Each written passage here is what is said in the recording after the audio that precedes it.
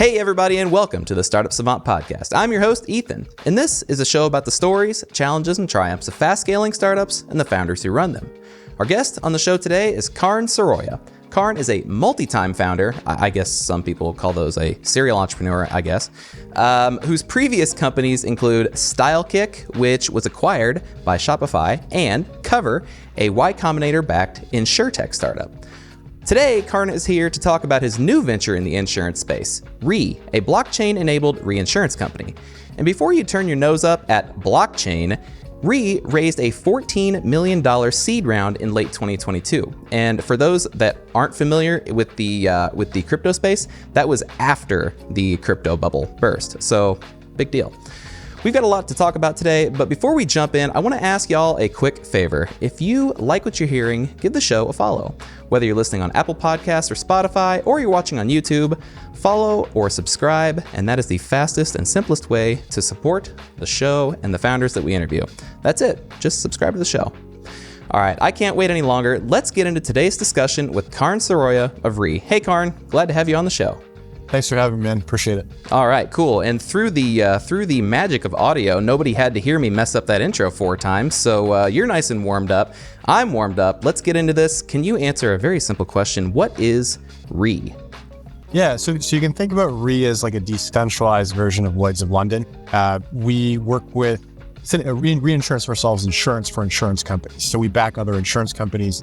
We specifically back real world risks. So the insurance companies we work with back hundreds of thousands of service workers and, for workers' compensation, tens of thousands of small businesses across America. Planes taking into the skies, farmers farming and protecting, agricultural property. Basically anything you can think of as an insurable risk, we ultimately back. The nuance here is that every one of our transactions is memorialized on a blockchain, and the world, investors, regulators can query exactly what's on risk at a given point in time, how much capital backs the insurance companies that we're backing at a given point in time, and builds something akin to a capital transformer that allows crypto asset holders to supply capital that backs insurance companies around the world. All right, that was a lot of smart sounding words. Let's go back to reinsurance for just a second. You said insurance for insurance companies. I'm assuming that means that, if Farmers Insurance or State Farm Insurance is insuring my car, they are taking a risk, but their risk is a risk that is also insurable, and that is what reinsurance covers. Is that anything close to correct?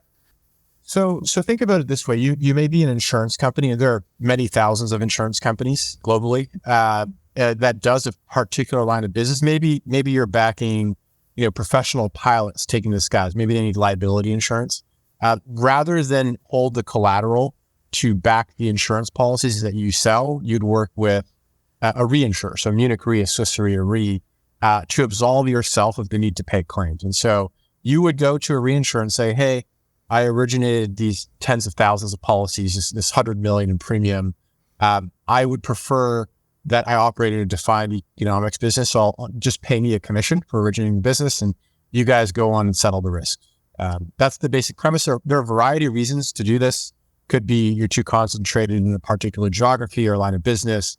You're trying to optimize your balance sheet to do other things, but it is a massive, massive business. We're talking about nearly $1 trillion in reinsurance premiums that are generated annually. Okay, that makes more sense to me. So they are kind of offsetting some of their risk by essentially buying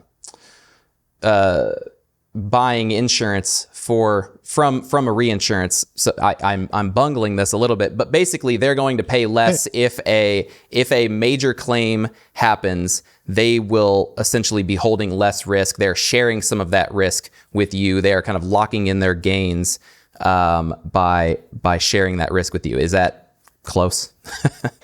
That's one of the motivations. Think of reinsurance as the ocean, and insurance companies as boats on the ocean.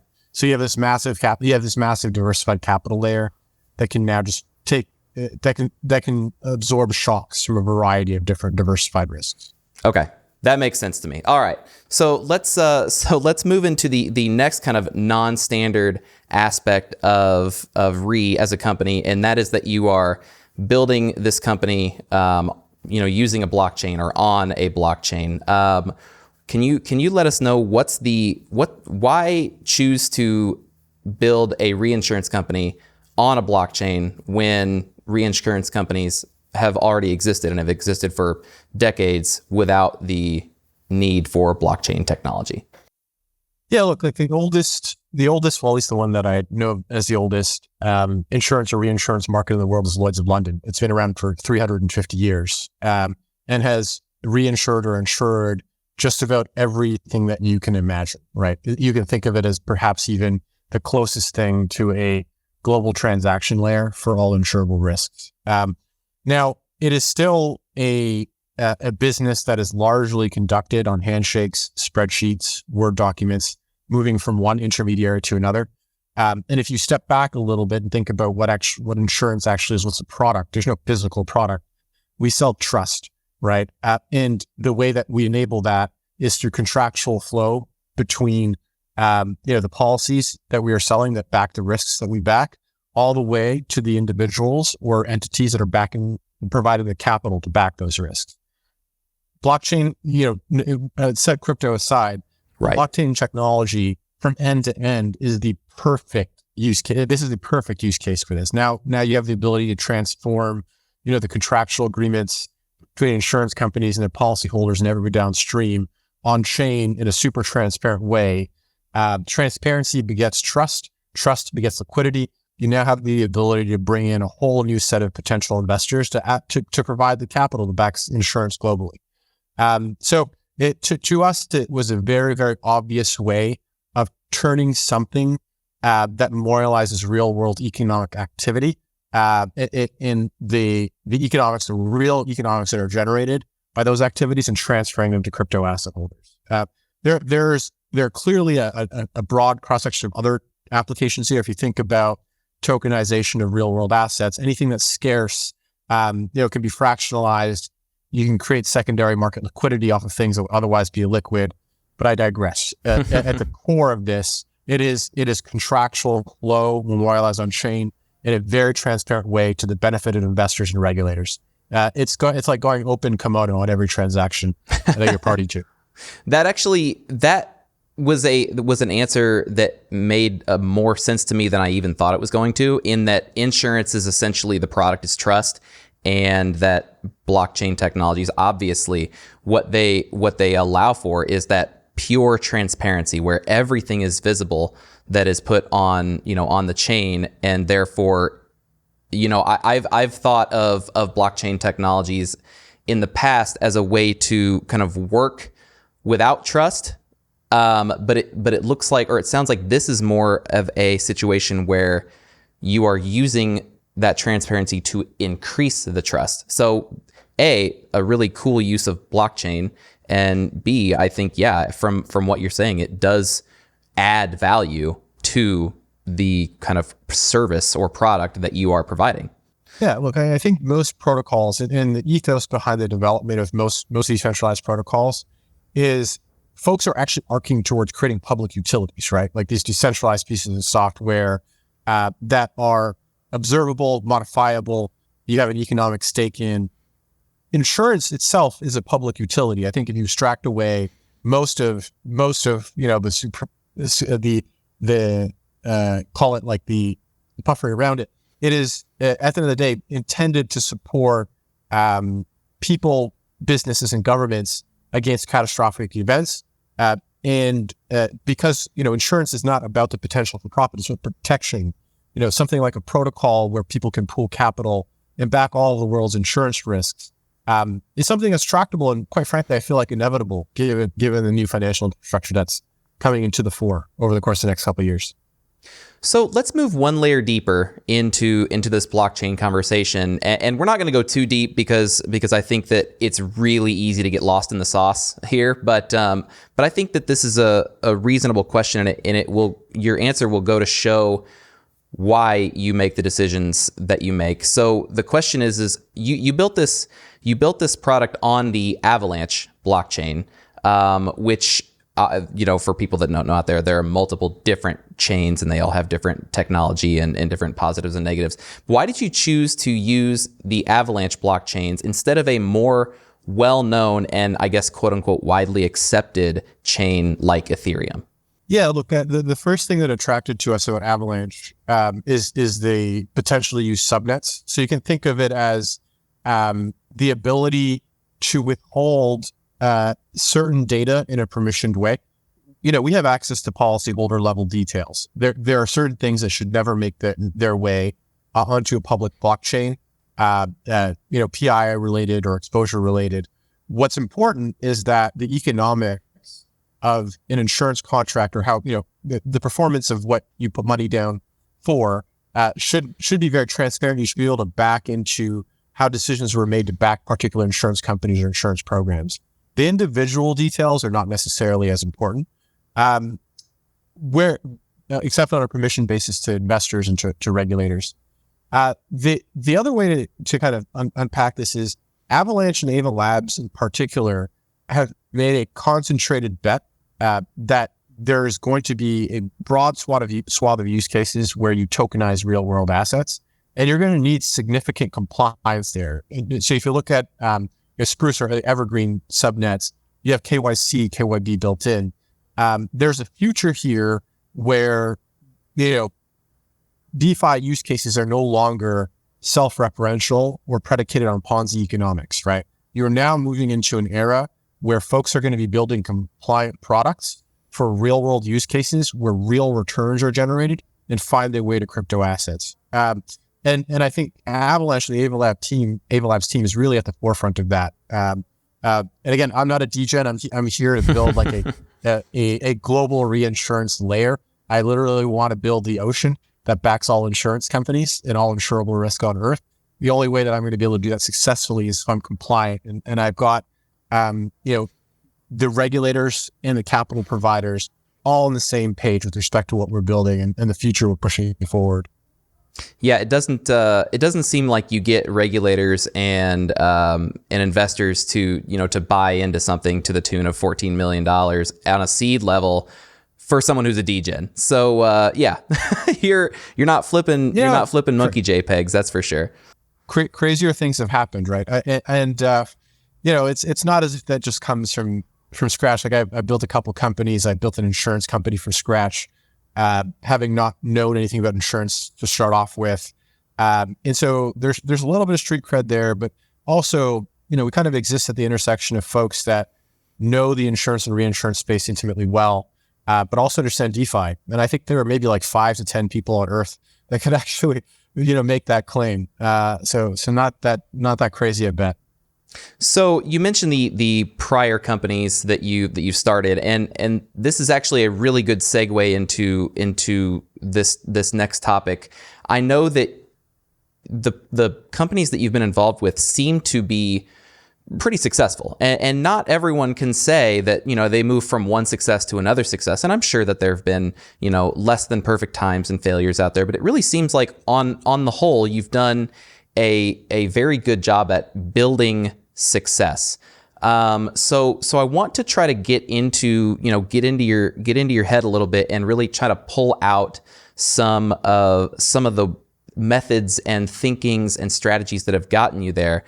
So the first area that I want to jump into is kind of like hiring and management and company culture. And let me read a quote from your company profile. And I tried to shorten this down like 2 or 3 times, but there's just nothing in this quote that can be left out. So first off, everybody should go read the company profile over at startupsavant.com/podcast because the whole thing is gold. But let me stop talking and jump into this quote. Once you get past the early startup killers like founder conflict and not finding product market fit, most hard times stem from poor hiring and performance management discipline.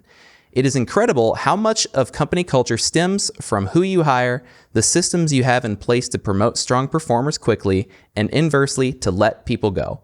So with that, there's kind of two main concepts that stick out to me, and you can say no, there's this many or these are the ones, but the two that I see are, again, hiring and performance management. So I want to talk a little bit about both, but since I think that you are probably 12,000 times better at either of these things than I am, I'd like you to guide us into these topics and maybe pick which one of those two or a third that you saw that I didn't see that you'd like to talk about first. Yeah, sure. So look, I can just go sequentially, right? Because I've built things 0 to 1, and I've also kind of built companies to some scale now.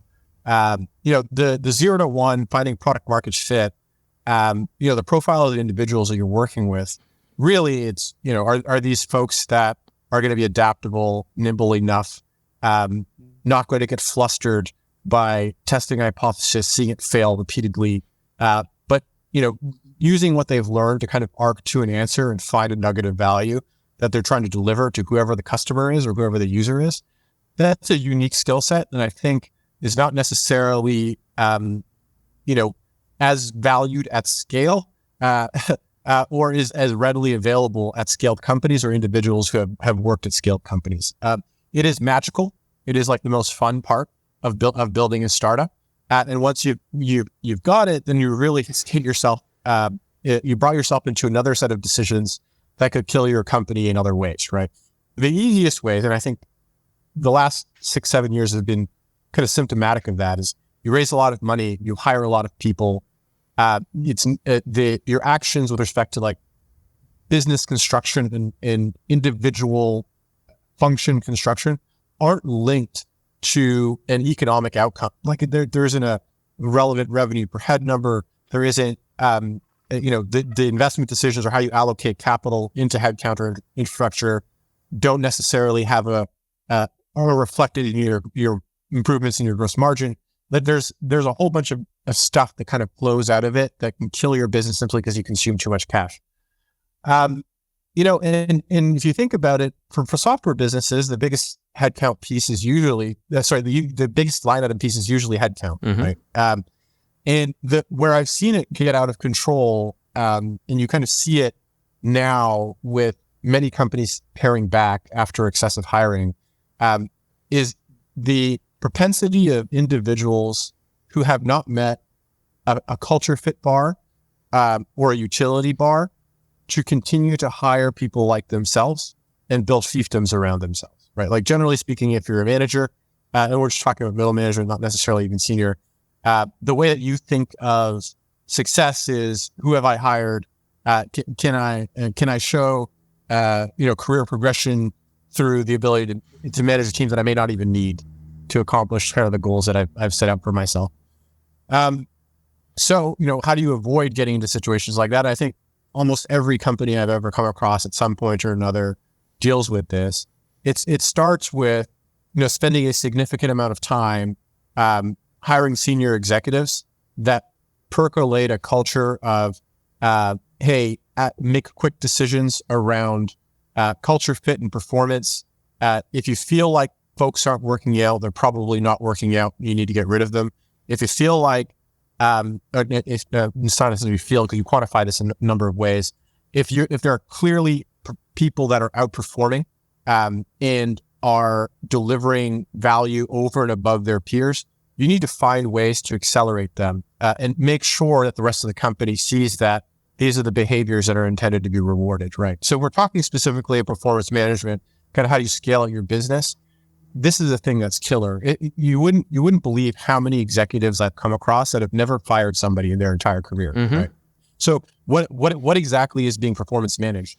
If you've had tens to hundreds of people report to you over a course of a couple of decades, but you've never actually pulled the trigger, right? And what does that say to the rest of the team around what it takes to succeed where you are, or what it takes to just continue to be where you are, right?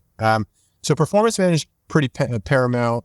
The cleanest way to get around it, because you as an individual, as a founder, you're going to scale certainly, but the way that you scale is by identifying individuals around you that do things that are better than you, and who you can delegate to and trust their general judgment. typically speaking, they'll have like some domain expertise that will take you a decade or so as an apprentice to pick up. So, spend an incredible amount of time making senior executive hiring decisions.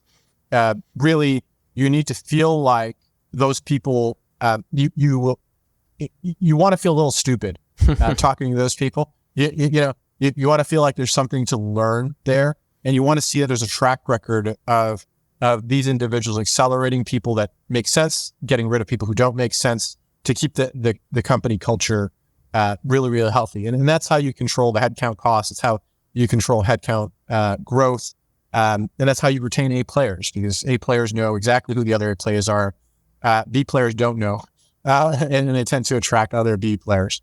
So let's split this out a little bit. Let's just talk specifically about hiring. And I know that something that you said, and you mentioned this a little bit right here, but something that you said on a panel that I watched, while I was doing research, was that hiring changes, and especially on the executive level, hiring changes pretty drastically once you've hit product market fit. So I'm assuming, is that just because now you have the cash flow to hire better people, or is it literally a difference in the people you need that facilitates that massive difference? So I'll start by saying that building a business is really hard, and you don't want to invent everything, right? Like, you don't necessarily want to reinvent management. There has been a lot of literature, Preach. a lot of literature and many experiments in the form of other companies that have been built that have iterated on management structure. Your job is to create value for your customers, right? That first and foremost. Everything else orients towards that.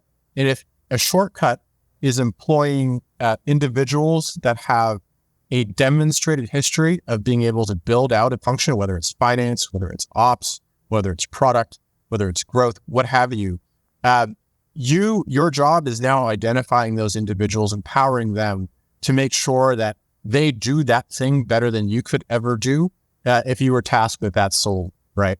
And again, you need to be in a position to look, or at least you need to feel like you're learning something from them, because part of this is like being educated.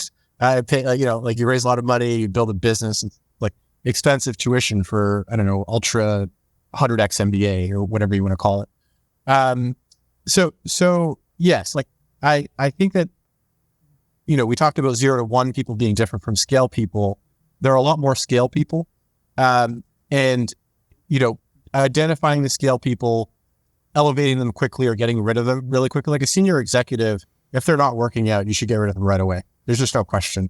Because the damage that they'll cause is not just at the decision-making level, at the C-suite or whatnot. It's kind of going to manifest in everybody they hire, the attributes and behaviors of everyone that they hired, right? So the potential impact on your business can be absolutely devastating if you make the decision wrong at that level. But again, you should not endeavor to try to do everything. You should not endeavor to try to reinvent management. We've arrived at kind of a steady state of things that work. Just focus on making sure you deliver value to your customer.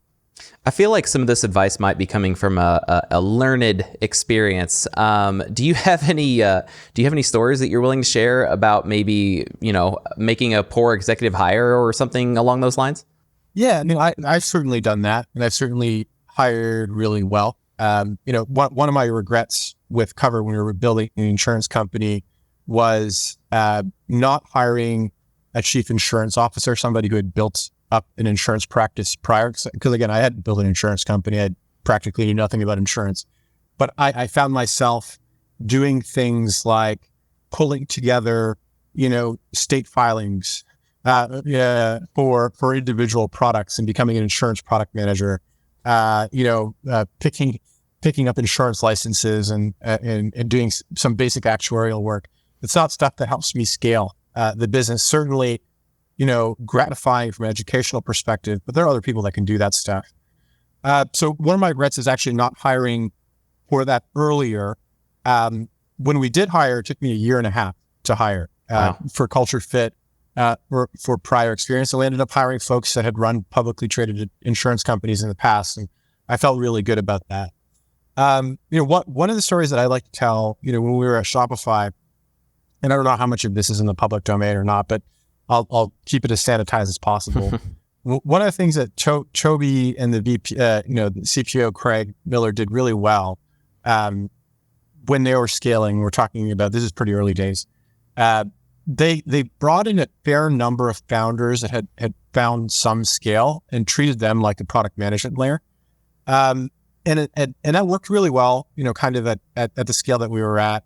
And at some point or another, during my relatively short tenure there was an attempt at professionalizing that product organization. And somebody from a FANG company who had managed a massive product with an SVP title was brought in. Right. But without the experience of actually having delivered anything or like built anything from scratch in the past.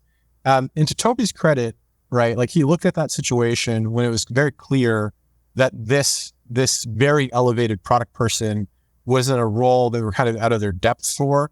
After making a very big show of, hey, it was a bit of a coup to get this person, in 2 weeks terminated that person. Wow. And sent out an email to the broad company explaining exactly why, right?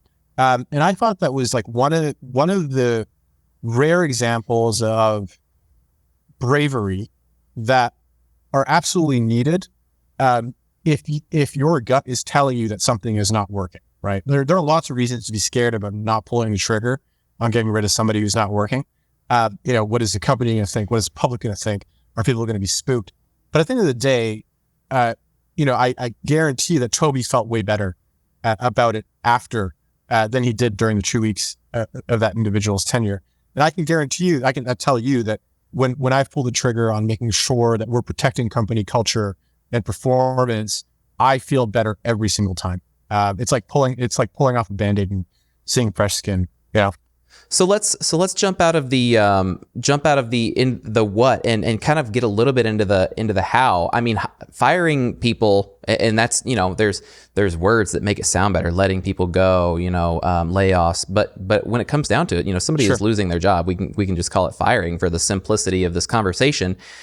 It's hard, and there's such, you talk about these possible external invalidators that are coming at you, that are giving you this pressure, but there's also tons of internal, distaste, and you don't want to do that, and you feel like you're ruining someone's life. And I was actually in a situation the other day where I was talking to a guy, and this guy was a tiger. He was like, I'm going to, do this and that. And he was smart, and he was going to do everything in this company. And he had all these great ideas, and it sounded, a lot like it was like everything was going to work out. But his big ask of the kind of group we were in was like, how do I bring this person on? Kind of like, how do I hire? And once that question was answered for him, one piece of, I don't know if I want to call it advice, but one set of, I guess advice that I gave him was, this, I think you probably need to get comfortable with letting people go as well, because what it sounds to me like is you're so worried about bringing on this one person because you think it is going to be like a permanent fixture of your company. Whereas truly, if you bring someone on and they aren't the right fit, you have to be comfortable in letting that person go. And this tiger turned into a kitty cat. He shrunk into himself, and everything about his tenor just really changed. And so I can see how this affects extremely strong people just talking about it, just talking about the theory of doing it. So all that being said, how do you do it?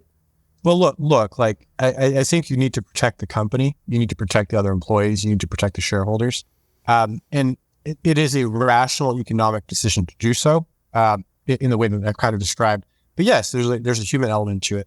I like to think about, the person and how they're spending their time, right? I think we've all been in a position where most of us have been in a position where we've been in a job where it's clearly not working out. We feel like we're not fully utilized. Maybe we're struggling for a variety of reasons. And quite frankly, we all have one life, probably. Wouldn't you want to be optimizing the way that you spend your time, following your highest value purpose, growing as quickly as you can, scaling as quickly as you can into something you genuinely care about? That's the lens that I look at it through, because if that's not the person that's in the role that's super important, that protects the jobs of ostensibly hundreds of other people, then that person needs to find their next best use, right? And that's an introspective process that they need to go through, whether or not, you continue to employ them. And so, it is tough. It does feel unnatural. It is an incredibly important skill to have. And conversely, you have to be able, the other side of the coin here is there are people that scale incredibly well, and you need to reward and support them, right? That is equally important to culling performance that is not necessarily meeting your standard, because it is a lot about these optics internally.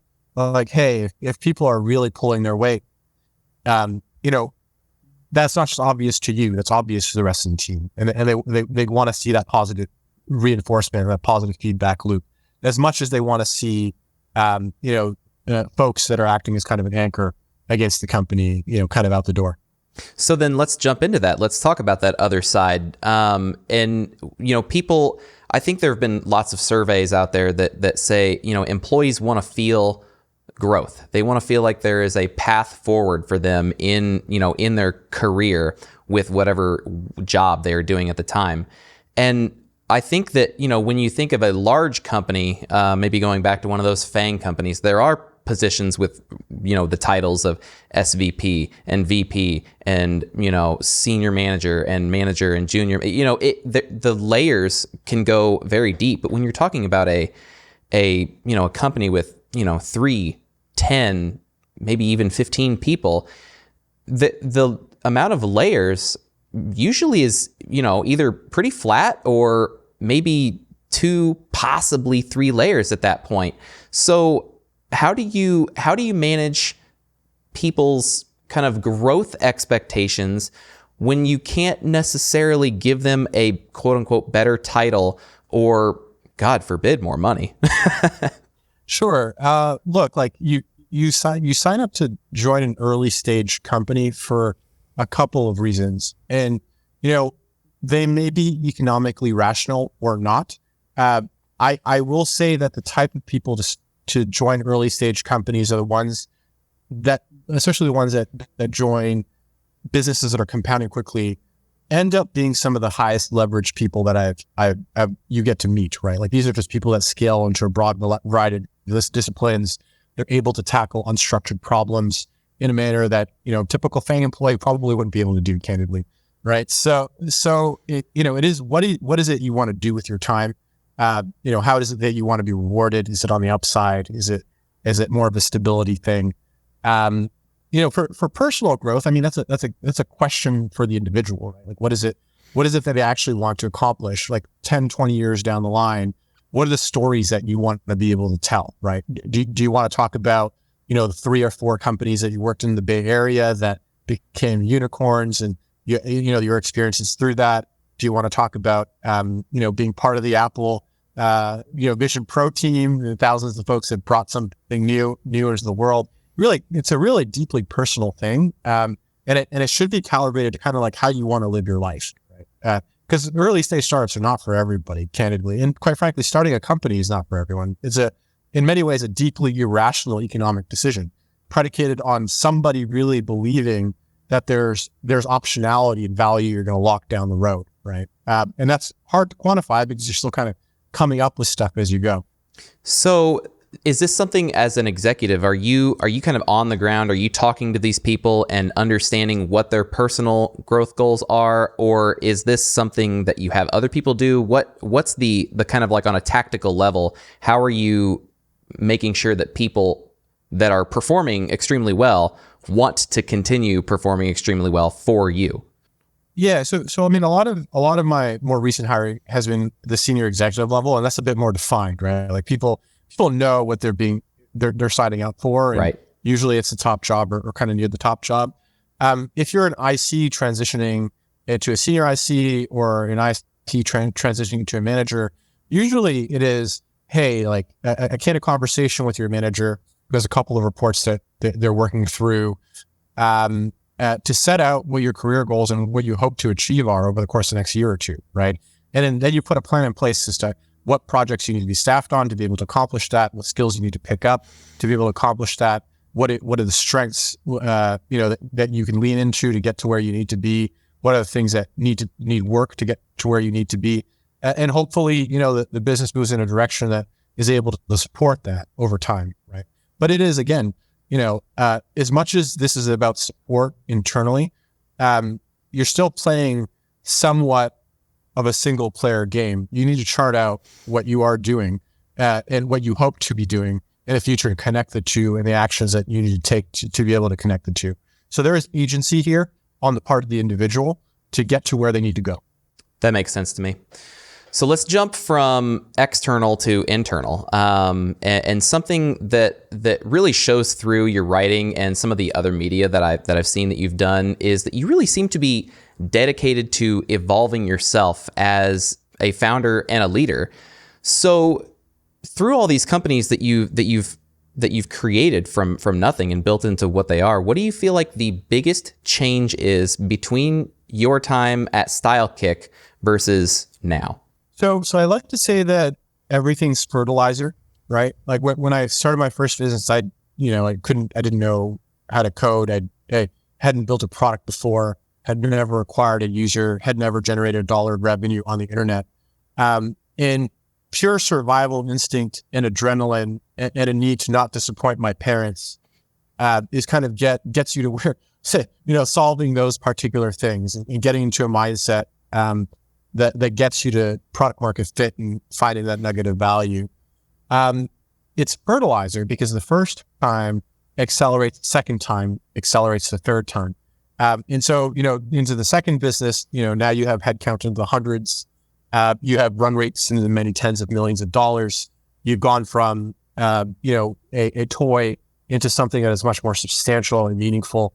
And, now you are laser focused on making sure you build the house, the scaffolding that's kind of necessary to make sure that you build a sustainable business. Whether you build a sustainable business or not is a separate question from actually building the scaffolding.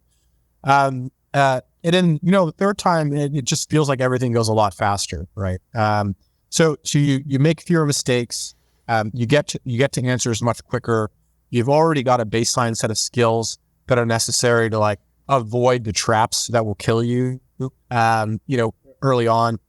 And if it doesn't come from you, you've now got a network of other founders who have equivalent war stories, maybe not mapping one-to-one, but very, very clearly instructive with respect to how not to screw up, building something out.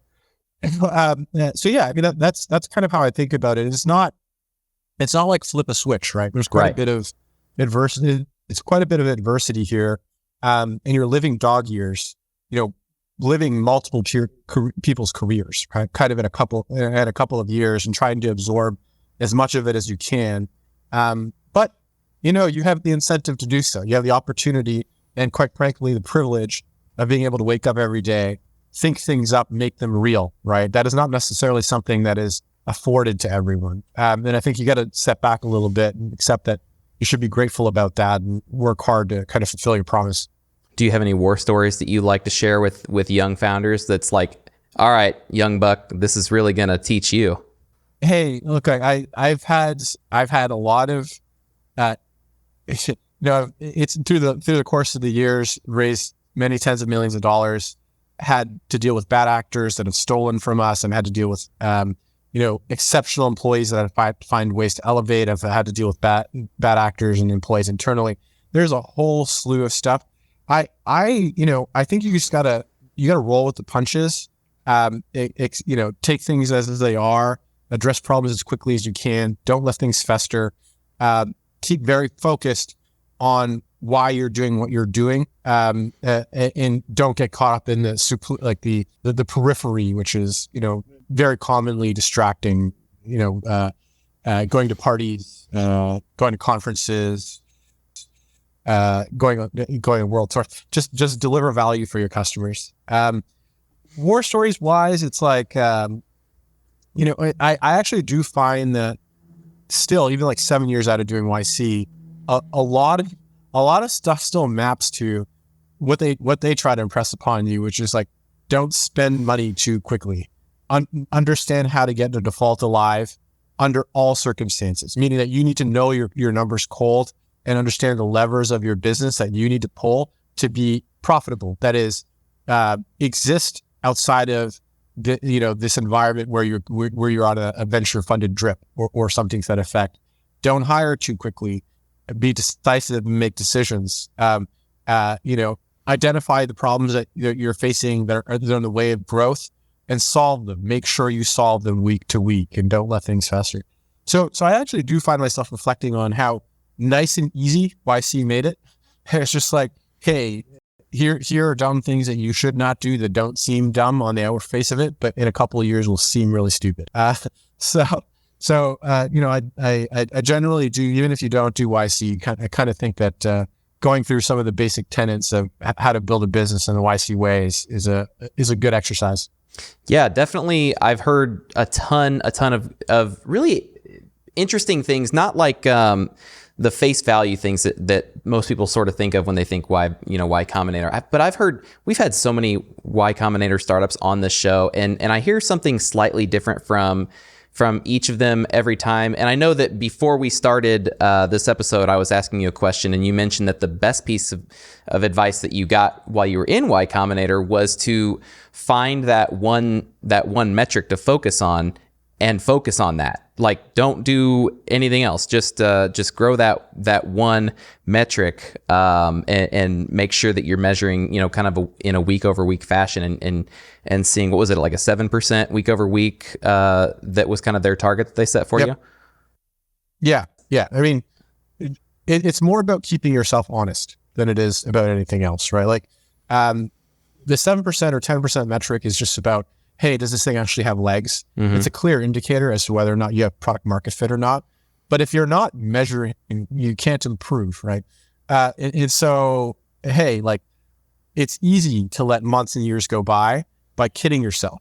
To be frank, like, to do this, you need to positively self-dilute it. You need to, in your mind, kind of shard away the real risks and focus in on your general desire to bring something new into the world, right? As part of that process, a lot of times entrepreneurs shard away the fact that they still need to be building a real business that is compounding. Your job is to build a little black box where you put in a little bit of money and you get more money out the end. At its core, abstract away a mission, abstract away everything else. You can't be a self-sustaining business. You can't support a mission if the machinery of your business doesn't work, right? And that's, in a euphemistic way, targeting a number, growing it, keeping yourself honest is kind of speaking to that. All right. So we've covered a lot of different advice. We've mentioned, advice for people that are pre-product market fit. We've mentioned advice for people that are post-product market fit. We've talked about what not to do. And so I feel like we've really covered it. But one question that I really love to ask at the end of every episode is, what's your number one piece of advice for early stage entrepreneurs? So have you already answered that question? And if so, give it to us in a nice tidy with a bow. Yeah. So look, I think this is more of a personal thing than anything else, but this is an ultra marathon. It's going to take a long time, right? You're going to dedicate a decade of your life to doing whatever you're doing. Stay healthy, right? Talk to your parents, go to the gym, drink water, wear moisturizer and sunscreen. Like don't forget that, like, you're not a martyr and that, you've got a life to live, and take care of yourself, because there's really nothing else that's kind of more important. And I think, having done this a couple of times and felt like I was a little bit of a martyr the first couple of times, at the end of the day, it's on you, man. Just keep yourself healthy, and happy to the extent that you can, and good things will come from that. Well, I'm glad I asked that question. Dang. Thank you for sharing that, because now I feel validated in that I want to be a healthy guy. All right, but enough about me. Let's go back to Ree. What's next? What are we going to see here in the next few months from Ree? Yeah, man, it's been a quick start. We put on 35 million premium, just 7 people for this business. There's a lot of operating leverage in the business. I think we can get to hundreds of millions in top line with less than 10 people. It's a unique kind of opportunity to build something new into a massive space that is very unsexy, to the point where I need to explain that it's insurance for insurance. With a unique set of individuals that have been building product with me for about a decade. Right. So I feel good about it. I feel like a lot of the basic tenets of, hey, is this thing survivable? Those boxes have been checked for me, right? Like I have a very good idea of the underlying economics of this business, what I need to make happen. I'm very excited about the prospect of the scale of this business and how transformative it can be for something that I think of as kind of a little bit of a substrate for capitalism. You can't really do anything without insurance or reinsurance. You can't drive your car. You can't build a building. You can't take to the skies. You can't have a doctor or a surgeon perform an operation. So I really do like how, impactful the work is, even in an indirect second or third link type of way. That's an amazing answer. Every time you give an answer that's just like 300% better than what I think, it just makes me feel better about insurance. I used to be involved in insurance, and yes, definitely unsexy. You're like insurance squared since it's reinsurance, and every time you talk about it, I'm like, dang, I'm a bigger fan of reinsurance than I thought. All right. Last question. Where can people connect with you online, and how can our listeners support Ree? Yeah, so you can follow us at Ree Protocol. I'm trying to get at Ree, this Twitter handle. So if somebody can help me with that, that'd be great. Or at Karn Saroya, or just email me at Karn, so Karn at ree.xyz. All right, help this man out. He needs the Ree handle. Somebody get this man the Ree handle. We're going to put everything that you just said, all the links, everything else that everyone heard today in the show notes over at startupsavant.com/podcast. But that is going to be it for this episode. Karn, thanks for joining us. Really appreciated having you on. Thanks for having me, Ethan. Appreciate it. All right, that's going to be it for this week's episode of the Startup Savant podcast. Thanks for tuning in. Before you go, it would be awesome if you could subscribe on whatever platform you're listening to and share this episode with anyone you think would like it. We'll be back next week with more stories from another awesome founder. I can't wait to share it with you. And until then, go and build something beautiful.